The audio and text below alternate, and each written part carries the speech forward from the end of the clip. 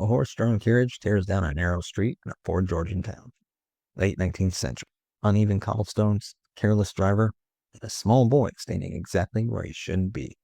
The carriage hits, the wheels crush, bone shatters. His left arm is mangled so badly that when it finally heals, it's shorter, stiffer, almost useless.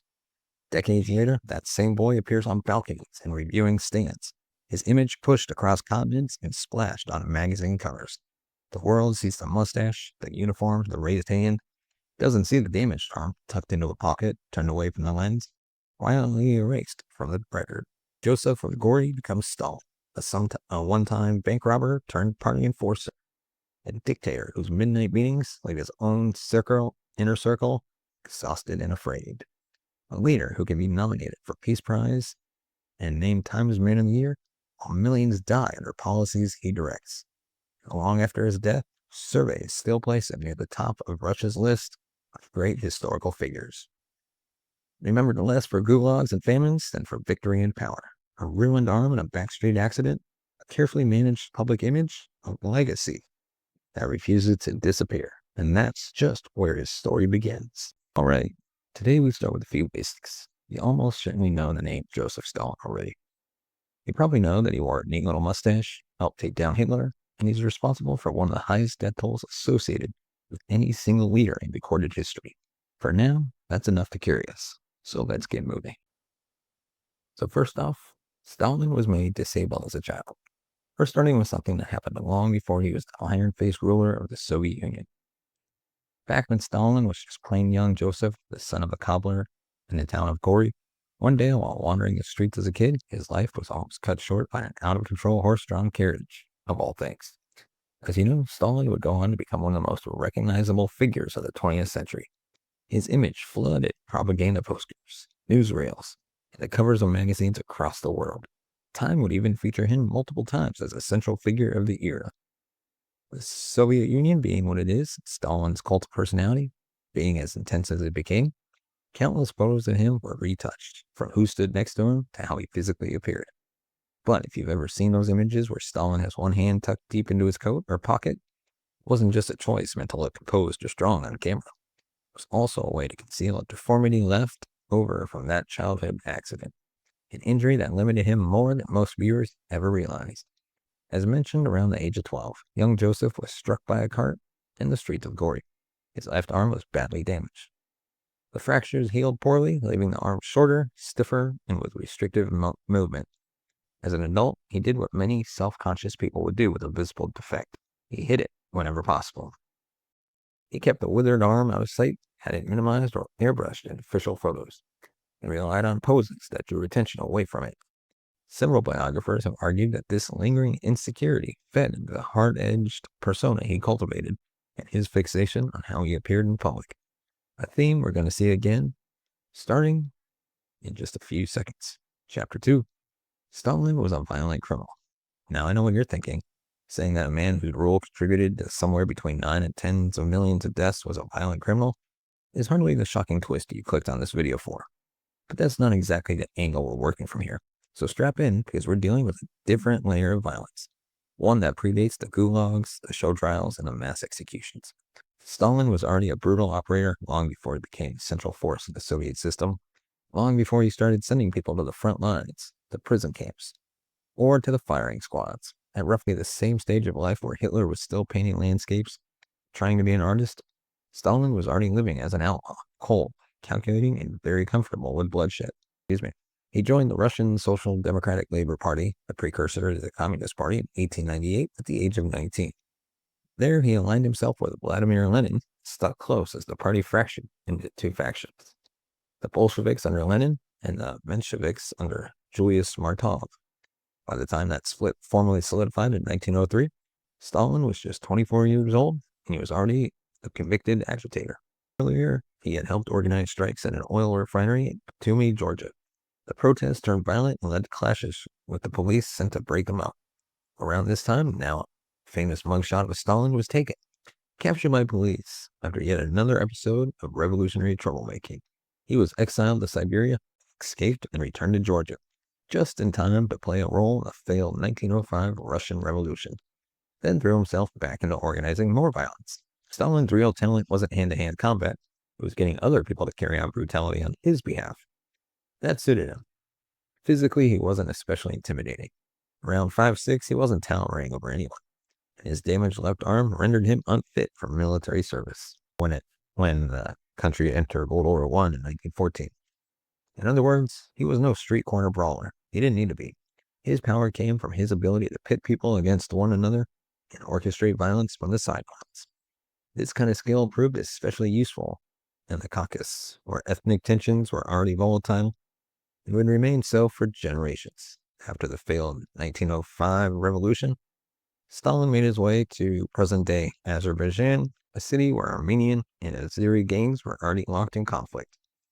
Stalin fed those tensions, turned rivals against each other, and used his allies to extort oil workers, shopkeepers, and other small businesses. Owners who refused to pay so-called revolutionary taxes were harassed, threatened, or attacked. The crew that made this work for him was a loose band of ruthless enforcers known as the Outfit. One of the most notorious members of the Outfit was another man from Gori, an Armenian named Simon Petrosian, better known by his nickname Camo. He was a violent extortionist and a sadist, willing to go to grotesque lengths against those who resisted. He was also a master of disguise, which made him invaluable for robberies and heists. Together, Stalin and Camo tore through the region, siphoning cash from anyone they could pressure and funneling up to the Bolshevik chain. Money the movement desperately needed. By 1907, the Bolsheviks were still broke. Party leaders approved a plan to rob a bank transport in the capital of Georgia. Why they chose one of the poorest regions under Russian control is debatable. Likely they felt that Georgia's security presence would be lighter than its cities more thoroughly saturated with secret police.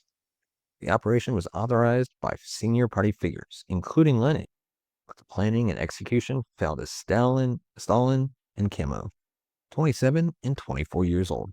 On June 26, 1907, their gang ambushed a bank stagecoach carrying cash through Yerevan Square, attacking with bombs and gunfire. They vanished with the money. The raid worked. It also left roughly 40 people dead. That's not a robbery, that's a massacre. No one can say precisely how much money was seized, but estimates put it at around 351,000 rubles, roughly several million in today's terms once adjusted for purchasing power.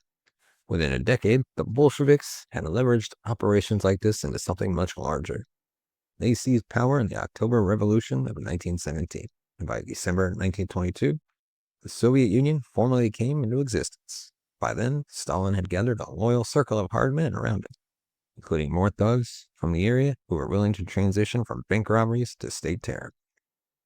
Among them was Lavrenti Beria, a former member of the Tsarist security apparatus whose appetite for cruelty would define his tenure as head of the NKVD, the Soviet secret police, a role he inherited after his predecessor Nikolai Yevsov was swallowed by Stalin's own purges. Another key figure was Sergei Orzinsky. Yeah, I know I'm probably butchering that. A Georgian from near Gori. Compared to Beria, he was less outwardly sadistic, but entirely willing to enforce brutal industrialization and economic policies during the 30s. He did so until 1937, when he fell out of favor and died under mysterious circumstances. Officially a heart attack, though many suspected he was pressured into suicide. That pattern, one revolutionary devouring another, was common. Even though the Bolsheviks ultimately won, many of the early revolutionaries met violent ends, often under Stalin's orders.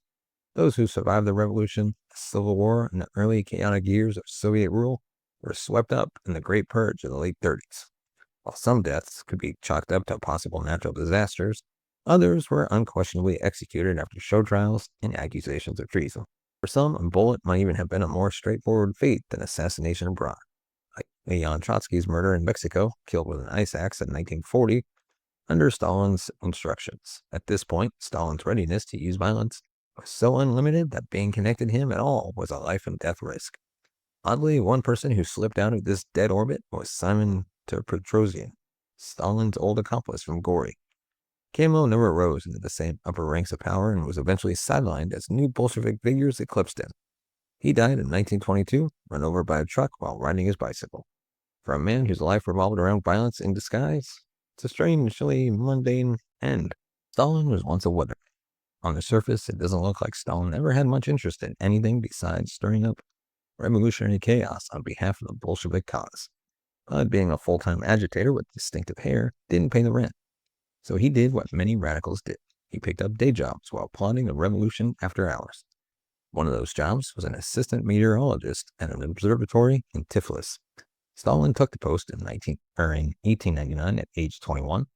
It wasn't glamorous. His tasks were mostly routine measurements, rainfall, temperature, wind, and basic climate observations. The grunt work of early meteorology. The job itself wasn't the point. It was a cover that allowed him to move under less suspicion while he distributed illegal pamphlets and organized strikes in his spare time.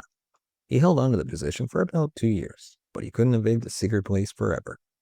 By 1901, his underground activities had drawn enough attention that he had to abandon the observatory job and go into hiding. Soon afterward, his work inciting the oil plant protests got him arrested again.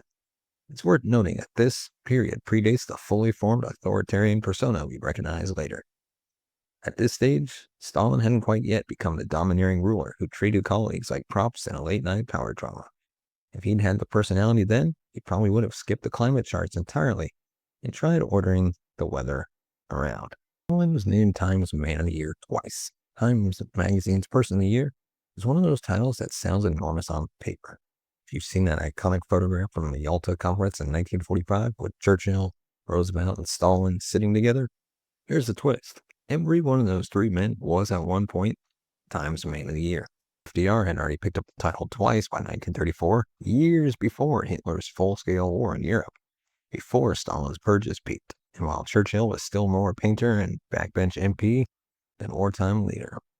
By the time Roosevelt received his third Man of the Year in 1941, he was deeply embedded in World War II, sharing the spotlight in opposition with several other winners. Churchill, now the British PM, was Man of the Year in 1940. The year before that, 1939, was Stalin's term. The year before that, 1938, was Adolf Hitler's. These choices sound jarring until you remember what the title actually means. For most of the awards history, Man of the Year or Woman of the Year, later merged into Person of the Year in 1999, never meant but best person or most admirable. The editors chose individuals, or at times groups, ideas, objects, based on who had the greatest impact on the world that year, for better or for worse. Time sometimes put it as the person who most affected the news and our lives. That's how you end up with recipients like Hitler, Stalin, Gorbachev, Ayatollah Khomeini, George Bush, Vladimir Putin, Taylor Swift, and even non-human honorees like the computer in 1982 or the endangered Earth in 1988. Stalin's two appearances fit that logic. The first, as mentioned, was 1939 when the Soviet Union signed the Molotov-Ribbentrop Pact with Nazi Germany and then invaded eastern Poland.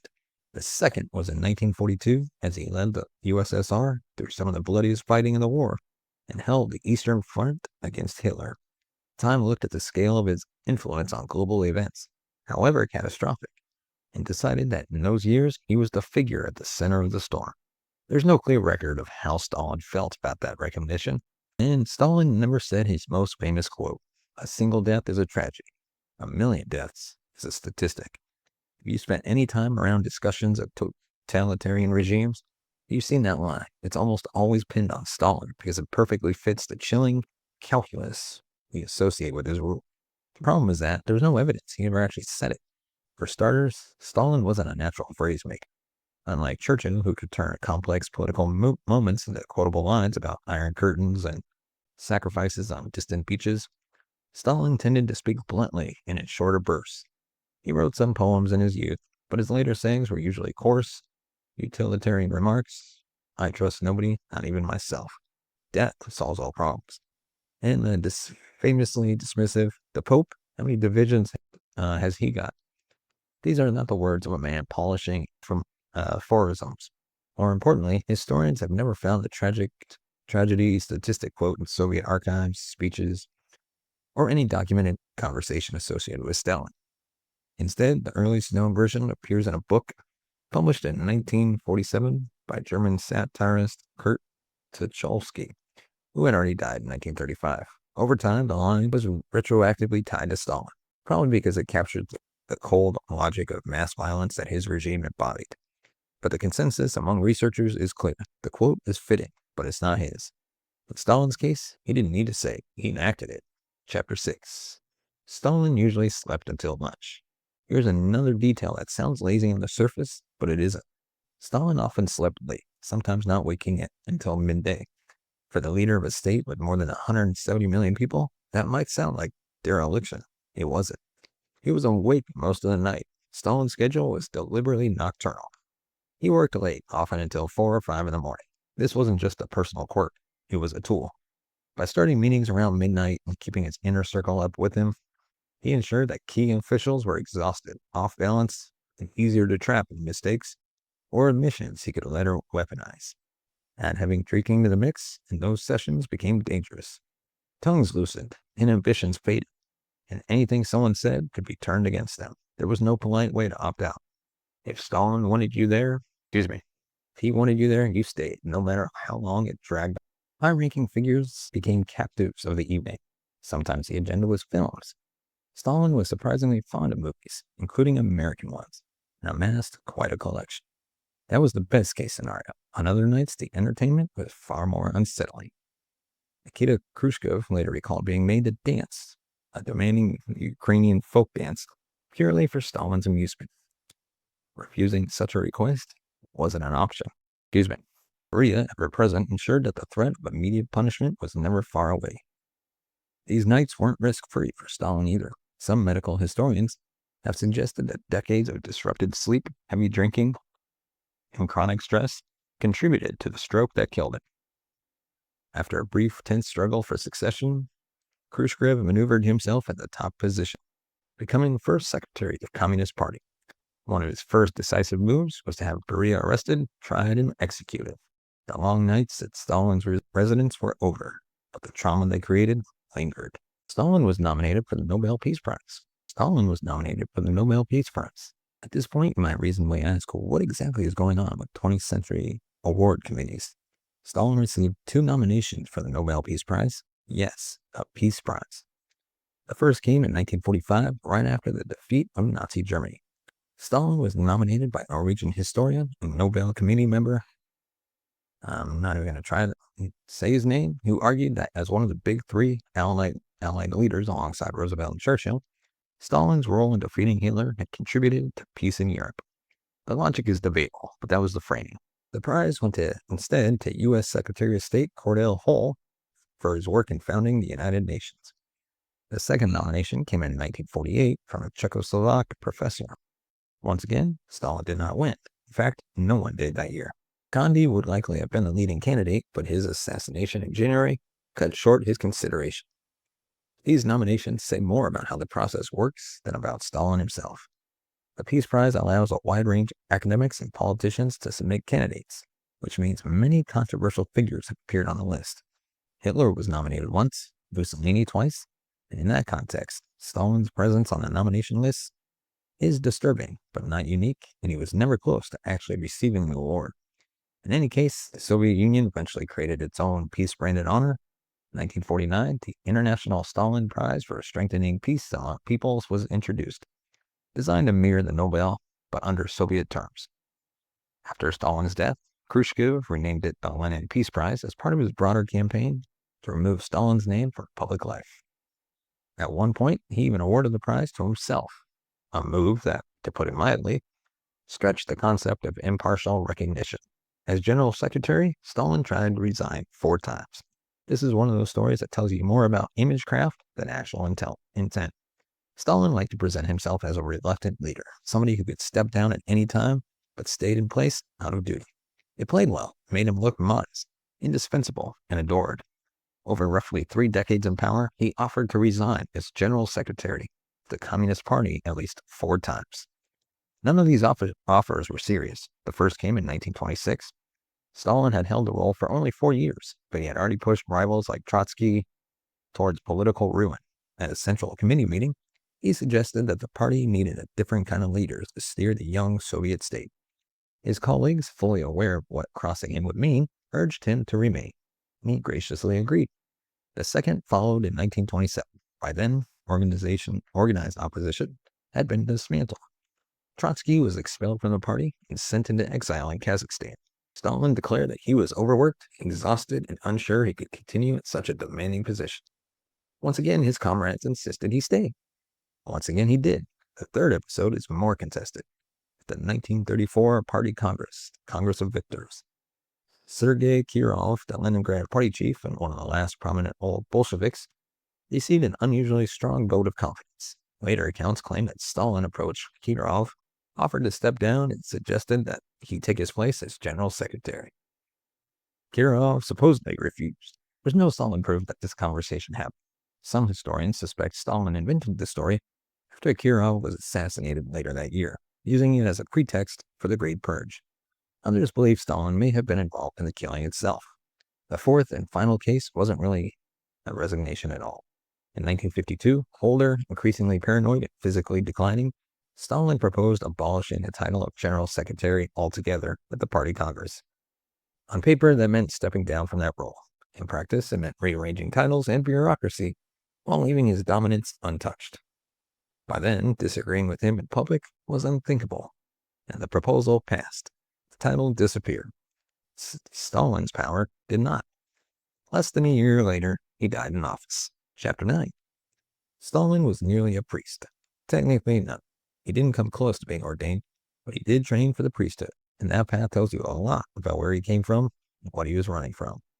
Back in Gori, long before Stalin and Man of Steel, Joseph's family life was unstable. His mother struggled to support him. His father was a shoemaker whose alcoholism destroyed both his business and the family's finances. In the late 19th century Georgia, there weren't many ways for a poor boy from a provincial town to climb out of poverty. One of the few semi-secure routes was the Orthodox priesthood. It offered training, a role, and a modest but steady existence. He was able to get admitted to the Georgian Orthodox Theological Seminary, the main training institution for clergy in the region. Stalin arrived at 15. Early on, he looked like a model seminarian, sang in the choir, learned scripture, and absorbed church rituals. But the environment was rigid, discipline was harsh, intellectual freedom was limited, students were expected to conform. In that setting, smuggled Marxist literature, illegal text, passed hand to hand, turned into contraband ideas. Stalin read them. He concluded that the religious framework he was being trained into was hollow, and that life for the clergy would feel like a prison. The seminary strictness, combined with his own resentment and father issues, pushed him towards rebellion instead of piety. By 1899, his path toward the priesthood ended. Accounts differ on the details. Some say he was expelled for possessing banned books and spreading Marxist thoughts among students. Others say he simply stopped attending classes and was stopped from the rolls or struck. Either way, he left without graduating. He turned up at the observatory, the Weatherman phase we talked about earlier. His mother was devastated. She had placed her hopes in the seminary as his way out. Interestingly, the seminary produced more revolutionaries than priests in that generation. Within a few years, both former seminarians were planning heists and terror campaigns in the Caucasus together. The institution itself closed in 1919 after the Bolshevik Revolution and the broader upheaval across Russia. After decades of Soviet atheism, a new Orthodox educational institution reopened on the site in 1991 after Georgia regained independence, completing a strange historical loop. And finally, Stalin remains widely celebrated in Russia. At this point, you might assume that Stalin's reputation in Russia today is uniformly negative, that Khrushchev's attempts to dismantle his image in the 50s finished the job. They didn't.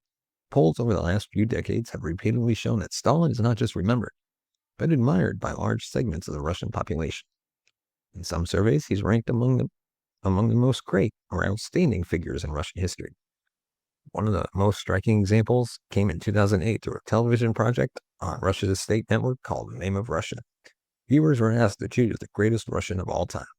At one point, Stalin led the voting. In the final count, he placed third. First went to medieval Prince Alexander Nevsky. Second place went to Pyotr Stolypin, the Tsarist prime minister known for reform. Stolypin was assassinated in 1911, claims fates for revolutionary forces, including Stalin and Lenin, to move towards the collapse of the Romanov dynasty just a few years later. Producer and consultant Peter Pomerantsev later claimed that Stalin actually won the poll outright. and that the result was adjusted to avoid the embarrassment of crowning him on national television. Whether or not that's accurate, later surveys show similar patterns. In 2017, the independent Levada Center asked Russians to name the most outstanding person of all time from any country. Stalin came first, ahead of Lenin and Putin. A 2021 poll by the same center found that nearly half of respondents expressed a positive view of Stalin, not just as a necessary figure, but as someone worthy of admiration. There are reasons for this. Soviet history in Russia is often remembered through the lens of industrialization and wartime victory, not mass repression. Stalin is taught in many schools less as the architect of famine and terror, more as the leader who transformed a backward empire into a superpower and defeated Nazi Germany in what is remembered as the Great Patriotic War. Textbooks and state media often emphasize his toughness and patriotism, while downplaying or rationalizing violence. For many Russians who lived through the chaos and economic pain in the 90s, the Soviet era, even in its harshness, can look like a period of stability by comparison. Nostalgia fills in the gaps, and selective memory does the rest. It's easy to celebrate Stalin as a man who made the country strong if you don't dwell on the millions starved in Ukraine, frozen in camps, or broken by decades of fear and denunciation. That's how one of the most brutal rulers of the 20th century still lands in the national top 10 of great historical figures. Disturbing? Yes, but revealing? It shows how nations can choose to remember one side of a legacy and bury the other. Stalin's shadow still hangs over Russia, not only as a tyrant, but as an icon many people are unwilling to let go. Thank you so much for watching. If you want to, if you like our content, consider hitting that subscribe button, hit the bell notification button to be notified of future videos. And if you want to support the channel, you can buy us a coffee at buymeacoffee.com/LarryMWeese. As always, thank you so much for watching and listening. See you next time.